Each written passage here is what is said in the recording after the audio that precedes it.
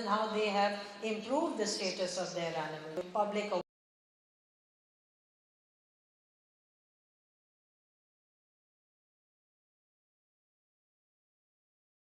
by just having a few ads or campaigns. You can't change the mindset. Unfortunately, in our society, in our mindset, animals are not a priority. And how to give them that priority is what is important. Even though they're a part of the livelihood of many people in terms of livestock and in terms of labor force, nonetheless, they are not a priority as people. They're not a priority for us as people. We're not really thinking about our animals. We're busy thinking about other things, but not our animals. So I think it's important to understand how are we going to change the mindset? How are we going to work on building these attitudes towards thinking about animals in a more humane manner, animal welfare, looking at the rights of animals, so that everybody understands that animals have rights. We also have to have specialized enforcement wings. This is important because different animals and different categories require different enforcement mechanisms. So you have to have different enforcement wings within the department. So even though we have a Ministry of Climate Change which says it's looking at species and how it's being affected, the question is, what have they done for the animals? Where is the enforcement? And again, I'll say that the enforcement is very, very limited.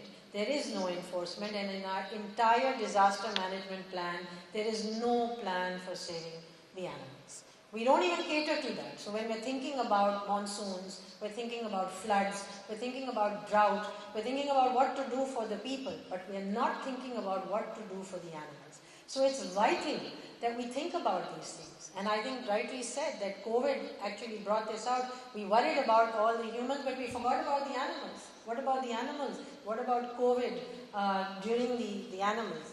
I have many cats. So I have rescue cats and I have pet cats. And COVID was a very difficult time for me and my cats because I had to think about protecting my cats from COVID, and I didn't know how to do it. I didn't know how to protect them. And so I think that's when you realize that, there's no thinking process here. We're not really thinking about the animals. So, over the next 2 days, as you sit in your rooms, you deliberate and you discuss. Think about what is the minimum standard of welfare care for animals that Pakistan should have. And what are the 5 freedoms that we want to ensure? Are we going to bring those into our conversations wherever they may be? Let us all commit to a future where animals are treated with dignity, with respect, and with care.